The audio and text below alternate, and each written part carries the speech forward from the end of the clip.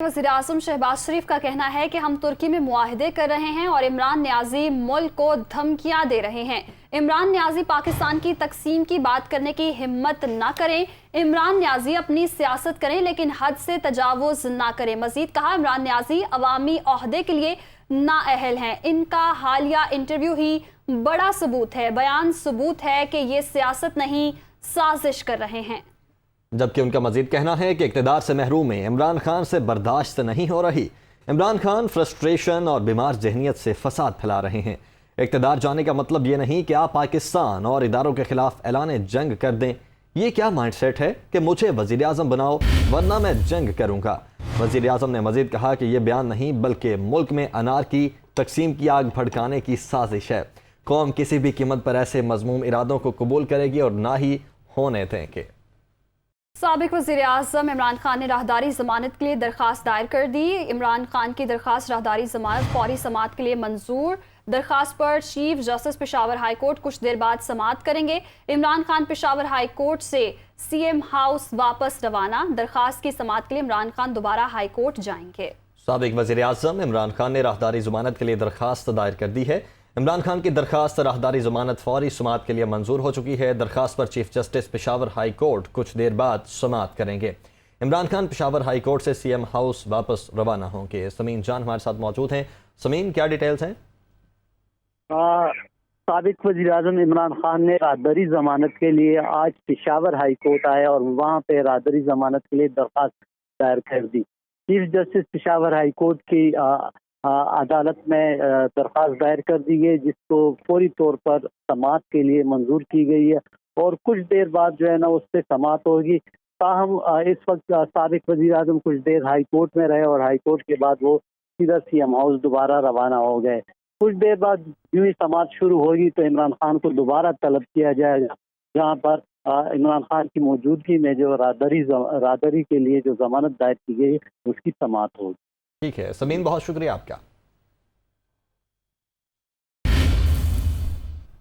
आसिफ अली जरदारी की इमरान खान के बयान की शदीद मजम्मत। कोई भी पाकिस्तानी इस मुल्क के टुकड़े करने की बात नहीं कर सकता, ये कहना है आसिफ जरदारी का। मजीद कहते हैं कि ये जुबान एक पाकिस्तानी की नहीं बल्कि मोदी की है। इमरान खान, दुनिया में इक़्तिदार ही सब कुछ नहीं होता। उन्होंने मजीद कहा कि बहादुर बनो और अपने पांव पर खड़े होकर सियासत करना सीख लो। मजीद कहा, मुल्क के 3 टुकड़े करने की ख्वाहिश हमारे जीते जी पूरी नहीं हो सकती। इंशाअल्लाह पाकिस्तान ता क़यामत आबाद रहेगा। इमरान खान के नापाक बयान पर गली गली एहतजाज करेंगे, ये कहा गया आसिफ अली जरदारी की जानिब से। आसिफ अली जरदारी की इमरान खान के बयान की शदीद मजम्मत। कोई भी पाकिस्तानी इस मुल्क के टुकड़े करने की बात नहीं कर सकता। सियासी जमातों की जानिब से इमरान खान के मुतनाज़िर बयान की शदीद मजम्मत की गई है। आसिफ अली जरदारी का कहना है कि कोई भी पाकिस्तानी मुल्क के टुकड़े करने की बात नहीं कर सकता। तलाल चौधरी कहते हैं कि इमरान खान इतना बौखला गए हैं कि मुल्क तोड़ने की बात कर रहे हैं। MQM ने इमरान खान को बयान को खुल्लम खुला मुल्क दुश्मनी करार दे दिया। इमरान खान की जानिब से मुल्क के 3 टुकड़ों का बयान काबिल मजम्मत है, ये कहना है शहरी रहमान का। मजीद कहती हैं कि क्या कोई साबिक वज़ीर-ए-आज़म मुल्क और उसके असासों के लिए इस तरह की गुफ्तगू करता है? इमरान खान को अपने बयानात पर मुआफ़ी मांगनी चाहिए। ये ऐसी जहनीत कैफी में मुब्तला हैं कि जिनमें ये खुद को दुरुस्त और सारी दुनिया को गलत समझते हैं। उनकी नज़र में PTI को इक़्तिदार में लाना ही फ़ौज का दुरुस्त फैसला होगा। इमरान खान की जानिब से मुल्क के 3 टुकड़ों का बयान काबिल मजम्मत है। क्या कोई साबिक वज़ीर-ए-आज़म मुल्क और उसके असासों के लिए इस तरह की गुफ्तगू करता है? ये सवाल उठाया गया शहरी रहमान की जानिब से। मजीद कहा, इमरान खान को अपने बयानात पर माफ़ी मांगनी चाहिए। ये ऐसी जहनी कैफियत में मुब्तला हैं जिनमें ये खुद को दुरुस्त और सारी दुनिया को गलत समझते हैं। इनकी नज़र में PTI को इक़्तिदार में लाना ही फ़ौज का दुरुस्त फैसला होगा। लॉन्ग मार्च में बुरी तरह नाकामी के बाद अब ये इदारों को कह रहे हैं कि हुकूमत को निकालें।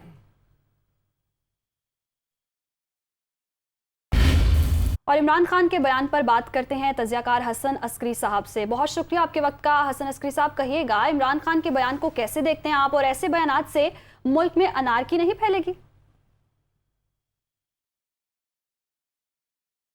जो बड़े लीडरान होते हैं उनको इस किस्म के बयानात से परहेज करना चाहिए, क्योंकि हम इनको गैर जिम्मेदाराना बयान समझते हैं और ऐसी गुफ्तगू से परहेज करना चाहिए जिससे मुल्क में तजादात को इजाफा मिले।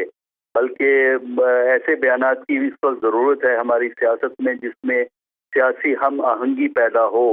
تو میرا خیال یہ ہے کہ عمران خان کا بیان جو ہے وہ غیر ذمہ دارانہ تھا، اور یہی وجہ ہے کہ ایک کنٹروورسی اس سے جو شروع ہو گئی ہے اور اپوزیشن کو ایک موقع مل گیا ہے کہ وہ بھی جو ہے کافی حد تک غیر ذمہ دارانہ بیانات سے اس معاملے کو خراب کر رہے ہیں.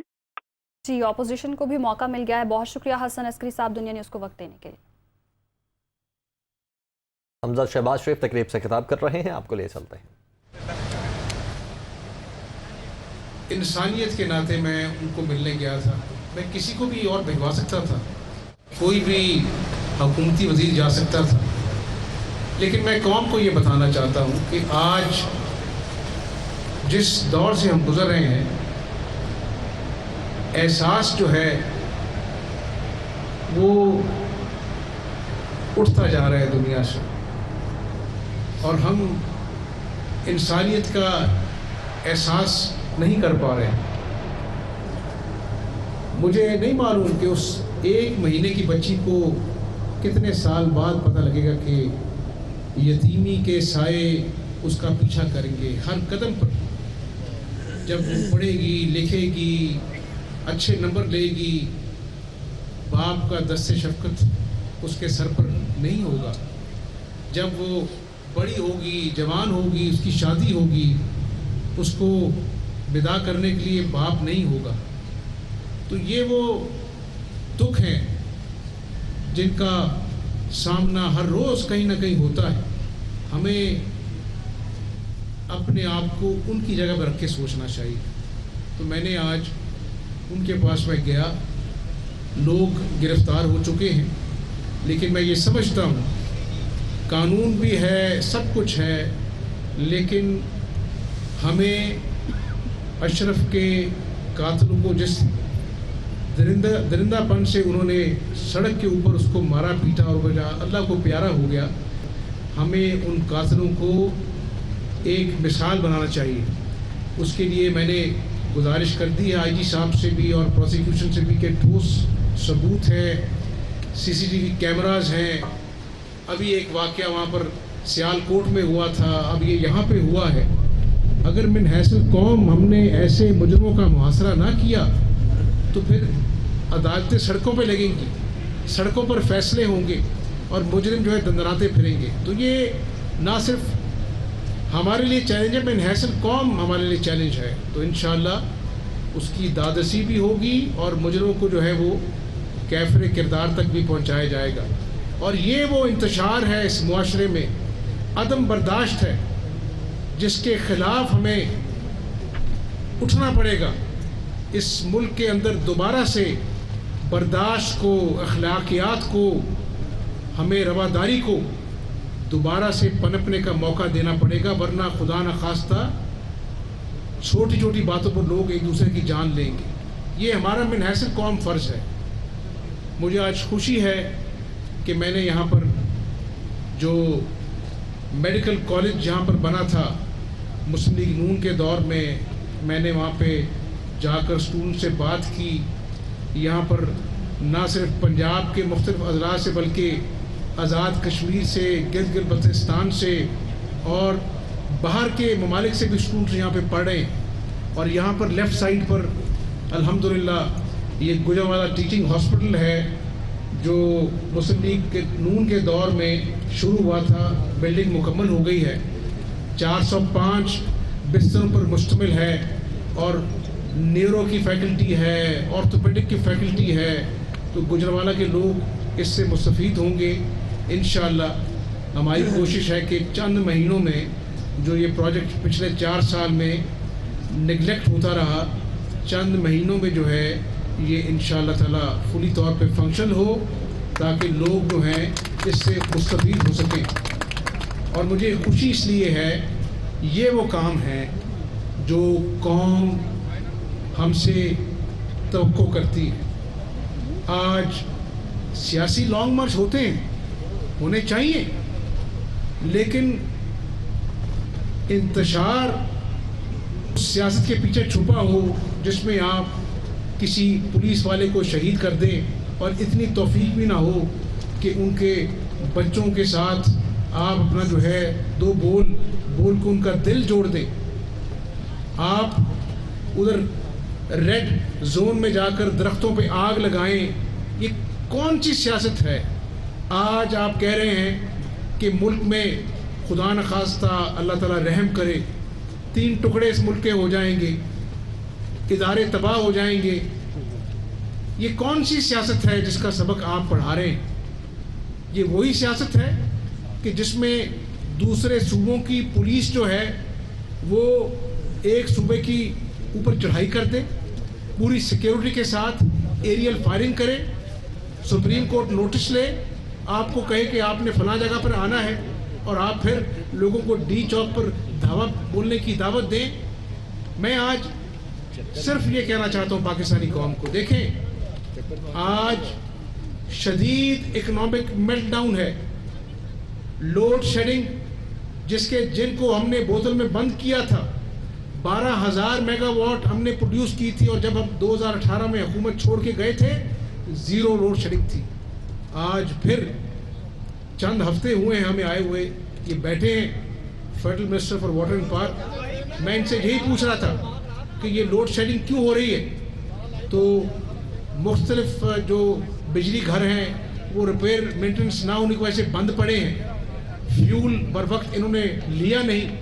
میں یہاں پر کوئی پچھلی حکومت کا رونا رونے نہیں آیا, میں صرف عوام کو یہ بتانا چاہتا ہوں کہ پچھلے 4 سال میں اگر انہوں نے ڈھنگ کے ساتھ حکومت کو ترجیح دی ہوتی تو آج وہ 5.8% والی جو معیشت تھی جو نواز شریف کے دور میں ہم چھوڑ کے گئے تھے, آج وہ زمین بوس نہ ہوئی ہوتی.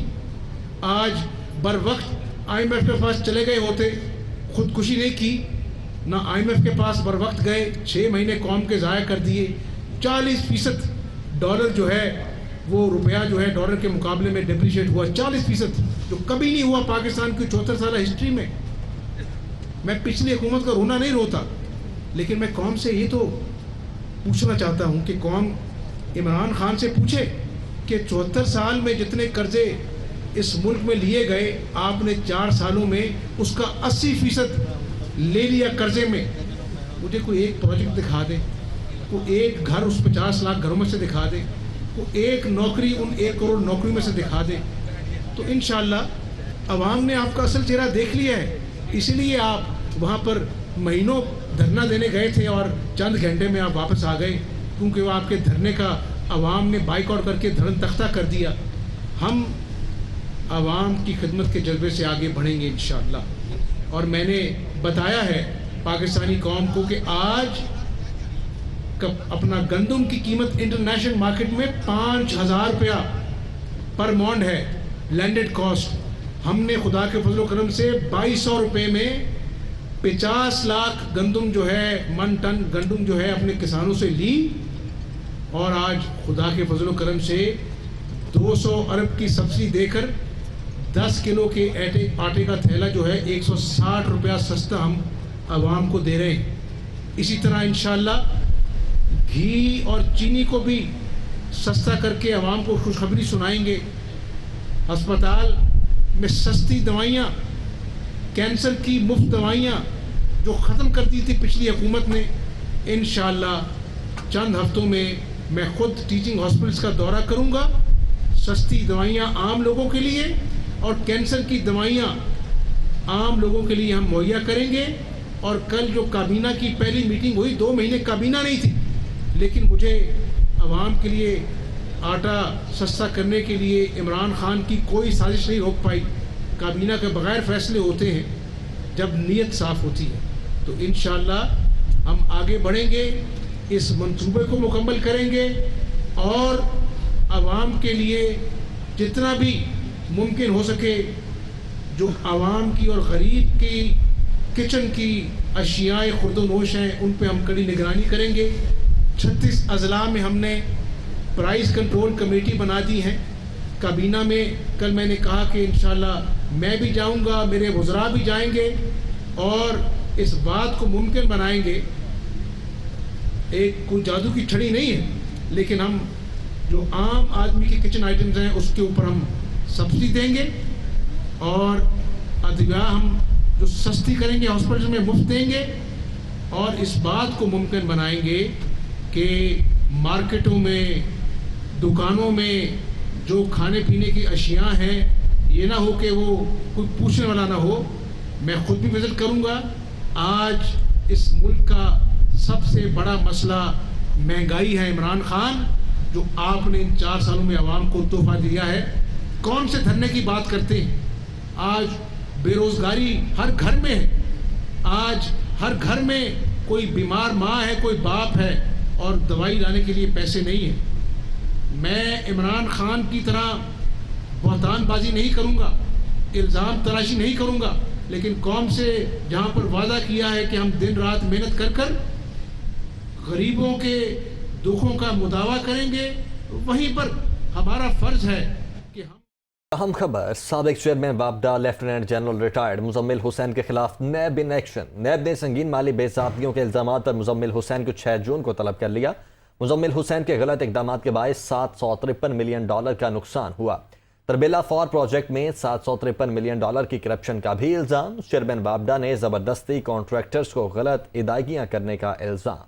साबिक chairman वापडा lieutenant general retired Muzammil Hussain के खिलाफ नैब इन एक्शन। नैब ने संगीन माली बेज़ाब्तियों के इल्ज़ामात पर मुजम्मिल हुसैन को 6 जून को तलब कर लिया। मुजम्मिल हुसैन के गलत इक़दामात के बायस $753 मिलियन का नुकसान हुआ। इसी हवाले से तफसीलात जानेंगे हसन रजा से। जी बताइएगा।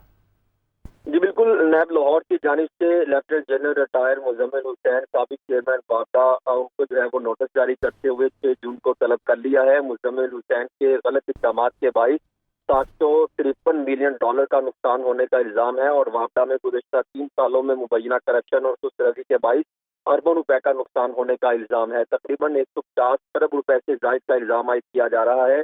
तरबेला 4 प्रोजेक्ट में आज जो है मुबैना तौर पर जबरदस्ती कॉन्ट्रैक्टर को गलत अदायगियाँ करवाने का भी इल्ज़ाम है और 1410 मेगावाट का प्रोजेक्ट तकमील के करीब है, लेकिन फी यूनिट तामीर सबसे महंगी और माली ज़वाबित में संगीन बेज़ाब्तियों का इंकशाफ सामने आया है, जिसको मद्देनजर रखते हुए नैब लाहौर ने जो लेटर उनको भिजवाया है उसमें मुकम्मल तौर पर तफसीलात मांगी गई है कि तमाम जो है वो हाइड्रो पावर प्रोजेक्ट तरबेला से मुतलिक ब्रीफिंग दी जाए, कंप्लीट डिटेल्स जो कि टेंडरिंग प्रोसेस अडॉप्ट किया गया और कॉन्ट्रैक्ट इवैल्यूएशन प्रोजेक्ट अवार्ड करने के वाले से इक़दाम किए गए और पेमेंट किस मोड में कॉन्ट्रैक्टर को की गई है मांगी गई है और तमाम CC1 revise CC1 completion certificate उनके साथ साथ एक्सपेंडिचर जो वापडा की जानिब से किए गए हैं उसका ड्राफ्ट और दीगर तमाम जो है वो तफसीलात जो है वो मांगी गई है। उनको तमाम इन एविडेंस के साथ बहुत शुक्रिया हसन रजा, आपने अपडेट किया।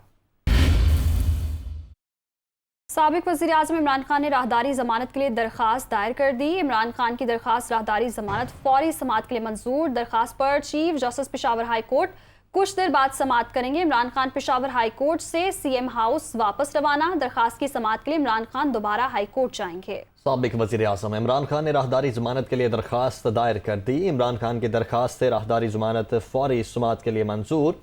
दरख्वास्त पर chief justice Peshawar high court कुछ देर बाद समाअत करेंगे। इमरान खान पेशावर हाई कोर्ट से CM हाउस वापस रवाना। दरख्वास्त की समाअत के लिए इमरान खान दोबारा हाई कोर्ट जाएंगे। तो साबिक वज़ीर आज़म इमरान खान ने राहदारी ज़मानत के लिए दरख्वास्त दायर कर दी है। इमरान खान की दरख्वास्त राहदारी ज़मानत फौरी समाअत के लिए मंजूर हो चुकी है। आपको बराह रास्त ले चलते हैं। सेनेट का इजलास जारी है। यूसुफ रजा गैलानी इजहार ख्याल कर रहे हैं। ये आप अगर देखेंगे तो आपको नजर आएगा डिस्क्वालिफिकेशन है, मगर आपने देखा जरदारी साहब 11 साल जेल में रहे और तमाम लीडरशिप और for the information of the house के एक ऑडिट पैराज होते हैं और ऑडिट पैराज जो होते हैं they have to be settled with in the department और पब्लिक अकाउंट्स कमेटी। अब मुझे एज अ फॉर्मर स्पीकर मेरे ऊपर ऑडिट पैराज के ऊपर there were 2 laws in one country. The chairman of the Senate from different party, the speaker from the different party, he was sent to PAC, I was sent to NAP. मगर मैंने कभी बात नहीं की। As Prime Minister, I was coming from Saudi Arabia. जब मैं airport पे पहुंचा तो मुझे कहा गया कि आप प्रेसिडेंसी में स्टेट वहाँ आ जाएं।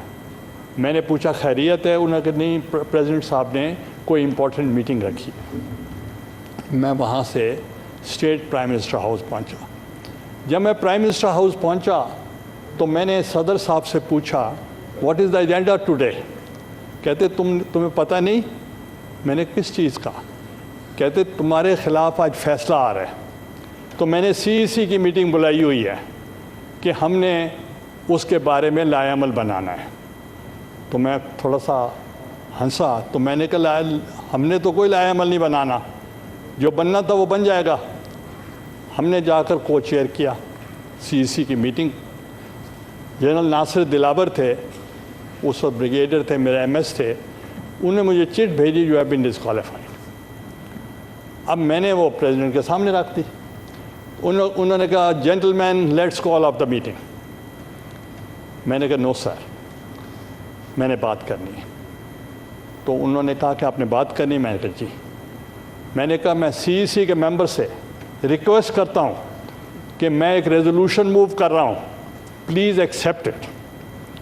تو میں نے ریزولوشن موو کیا آپ تمام اختیارات صدر پاکستان کو دے دیں کہ نائب وزیر اعظم کا وہ چناؤ کر لیں. تو مجھے صدر صاحب نے کہا کہ پرائم منسٹر صاحب ابھی رائٹ آف اپیل ہے، اعتزاز احسن صاحب آئے بیٹھے ہیں، وہ آپ سے بات کریں گے.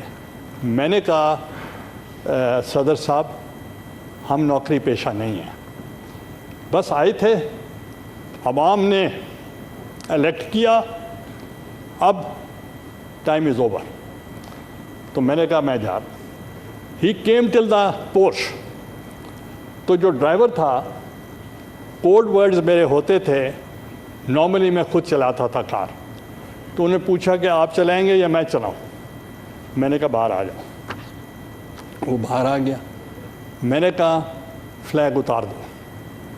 And after 8 minutes the breaking news was the Prime Minister left the presidency without a flag. That is politics. This is magnanimity. I left the Prime Minister house the next day. تو انہوں نے پھر مجھے پھر بلایا کہ prime minister کس کو ہونا چاہیے. میں نے کہا دیٹس یور پریروگیٹو. کہنے لگے کہ تم نے فلور آف دی ہاؤس کہا تھا، میں جس پہ ہاتھ رکھوں گا وہی پرائم منسٹر ہوگا. میں نے کہا جس کو مرضی ہے بنا دیں. تو کہتے راجہ صاحب، میں کہا بن جائے. کورنگ کینڈیڈیٹ میں نے کہا قائرہ صاحب کو بنا دیں. وہ بن گئے. And I participated. میں ان کی اوتھ ٹیکنگ پہ گیا اور میں بیٹھا رہا وہاں. تو وہ یہ ایک چیز ہے جو روایات. اور ہم نے، میرے بعد اسمبلی نے مدت پوری کی، اس کے بعد میاں نواز شریف صاحب آئے، وہ بھی ڈسکوالیفائی کیا گیا ان کو. تو وہ بھی 5 سال پورے کیے. ہماری خواہش تھی کہ آپ بھی 5 سال پورے کرتے، ہماری خواہش بھی تھی. مگر عدم اعتماد یہ ان ڈیموکریٹک ایکٹ نہیں ہے. ووٹ آف نو کانفیڈنس یہ ایک pure constitutional and democratic right ہے. تو وہ ہو گیا. مگر my leader Benazir Bhutto, she told me once کہ گیلانی صاحب کبھی بھی زندگی میں آپ غلطی نہ کرنا کہ پارلیمنٹ میں 17 ممبر کے ساتھ بھی میں نے اپوزیشن کی ہے اور پھر میں کم بیک بھی کیا ہے، مگر پارلیمنٹ کا فورم کو نہیں چھوڑنا. اور ہم نے غلطی کی 85 میں غیر جماعتی الیکشن ہوا. ہم پیپلز پارٹی میں نہیں تھے اس وقت. جب انہوں نے بیک آؤٹ کیا، ہمارے جیسے لوگ بھی آ گئے اور اس کے بعد پنجاب میں پیپلز پارٹی نہیں آ سکی. That was the mistake. تو you committed the same mistake. میں آج آپ کو ریئلائز نہیں ہو رہا ہوگا، مگر میں آپ سے صرف آخری جو بات کرنا چاہتا ہوں آف دا اسٹیٹمنٹ، یہ کہنا کہ ملک 3 حصوں میں تقسیم ہو جائے گا، تو یہ ایز اے پاکستانی تو نہیں کہنا چاہیے.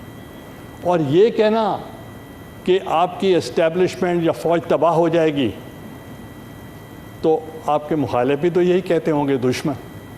اور پھر یہ کہنا کہ دیوالیہ ہو جائے گا ملک, اور پھر اس کے بعد کہنا کہ آپ کے جو ایٹمی جو آپ کے ایسٹس ہیں وہ بھی نہیں رہیں گے, میں سمجھتا ہوں کہ ہم اس کو کنڈیم کرتے ہیں.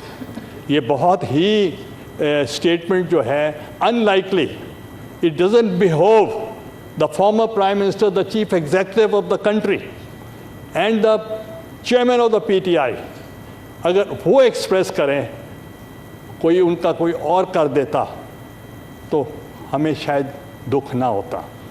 ان کی طرف سے آنا یہ بہت ہی یہ ملک کے لیے خطرناک ہے, اور میں سمجھتا ہوں کہ ہمیں ساروں کو یہ کنڈیم کرنا چاہیے. اور میں گزارش کروں گا چیئرمین پی ٹی آئی سے بھی کہ وہ اپنے الفاظ واپس لیں.